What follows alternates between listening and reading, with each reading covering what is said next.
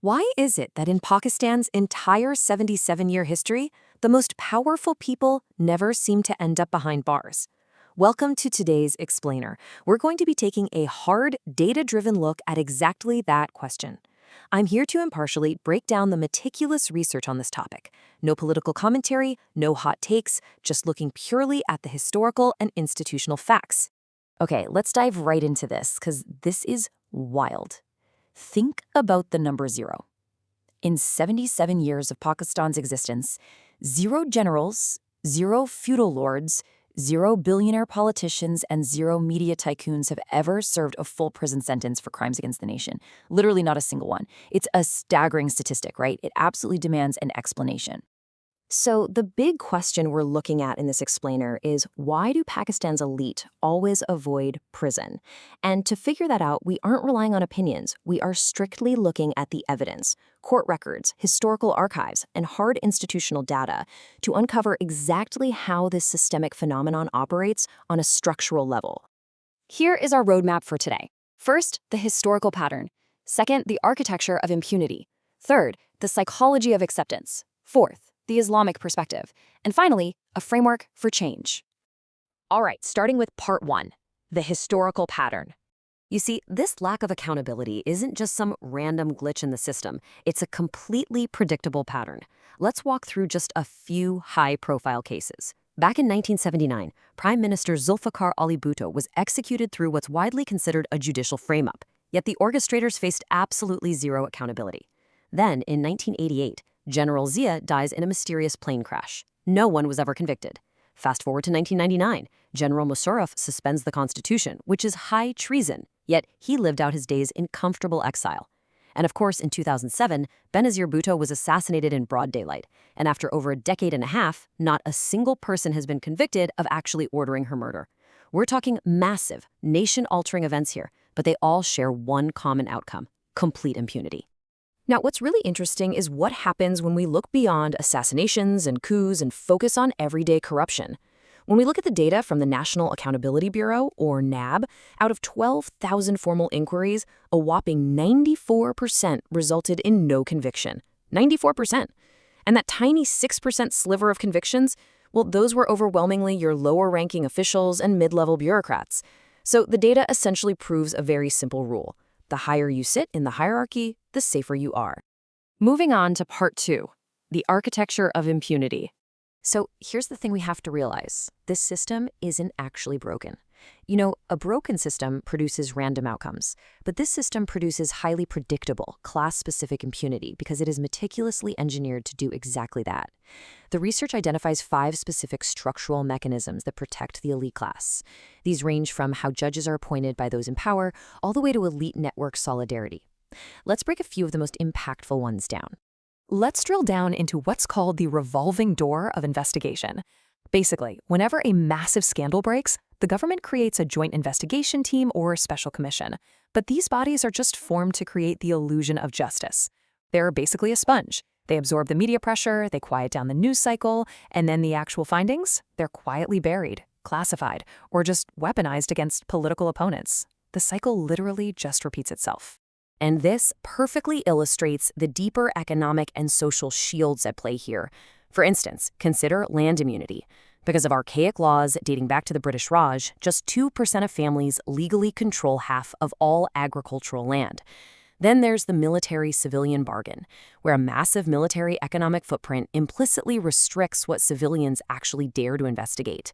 And top it all off with elite solidarity. I mean, the generals, the judges, the politicians, they all attend the same schools, they go to the same weddings, they share the exact same interwoven social fabric. Asking this incredibly tight-knit network to prosecute itself is, well, it's practically impossible. Let's look at part 3 now, the psychology of acceptance. This turns the mirror around to a really tough question. Why do 240 million people seemingly just allow this engineered system to continue?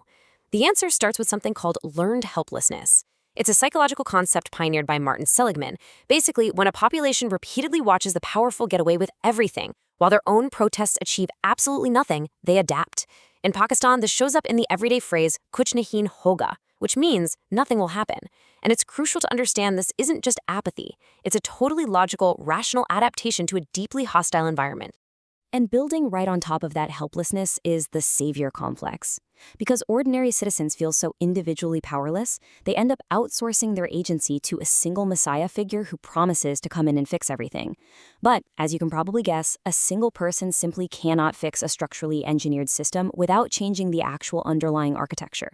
So, the leader inevitably fails, the system survives without a scratch, and the public just starts looking for the next messiah. Another massive psychological tool at play here is prioritizing tribal or caste identity, known as biradari, over a shared national civic identity. So when an elite figure is accused of corruption, the public reaction often isn't, wow, he stole from our nation. Instead, it becomes, he's one of us, and our tribe is under attack. This is a deliberately cultivated mechanism that intentionally fractures any kind of elite accountability movement long before it can ever unite the broader public. This brings us to part 4, the Islamic perspective. The documentary brings up some striking revelations about the vast gap between how modern elites behave and foundational Islamic teachings on justice. Consider this famous hadith from Sahih Muslim, which really counters the whole misconception that accepting unjust rule is somehow a virtue of patience. It reads, "Whoever among you sees an evil, let him change it with his hand. If he is unable, then with his tongue. If he is unable, then with his heart. And that is the weakest of faith." The source makes a powerful point here. Silence in the face of documented injustice is described as the absolute weakest form of faith. Definitely not a spiritual virtue to be praised. To really put that into perspective, let's see how this translates into historical practice by comparing the Islamic ideal with today's systemic reality. Historical records tell the story of the second Caliph Omar. He famously feared divine accountability for something as small as a pothole hurting an animal, and he legally empowered a regular citizen to publicly punish a powerful governor's son. Now, juxtapose that standard of absolute impartial accountability against modern elites who evade the law entirely. The gap between those two realities is just staggering. Finally, Part 5, a framework for change. So the crucial point is we aren't just left with problems here. The research actually details a specific 4-principle framework for dismantling this 77-year cycle of impunity. First, document everything. We have to combat collective memory loss by keeping solid digital records. Second, support independent journalism that actually follows the money. Third, demand institutional reform. We absolutely must shift away from asking who will save us to demanding what rules will save us. And fourth, reclaim the Islamic framework of justice from those who might use it to demand passive submission. As we wrap up this explainer, I want you to consider this massive number, 240 million. That's the population of Pakistan. And the data from the source paints one very clear, very powerful conclusion. The elite class is not inherently beyond the law. They are simply, for now, beyond the people. Which leaves us with a final, really provocative thought to chew on. When will the gap between power and the law finally close? Will the 78th year of history merely repeat the first 77, or will structural, lasting change finally take hold? It's a profound question, and ultimately, the answer is entirely up to the public. Thank you so much for joining me as we unpacked this fascinating history in today's Explainer. I highly encourage you to explore this topic further on your own. Until next time, keep learning and keep asking the big questions.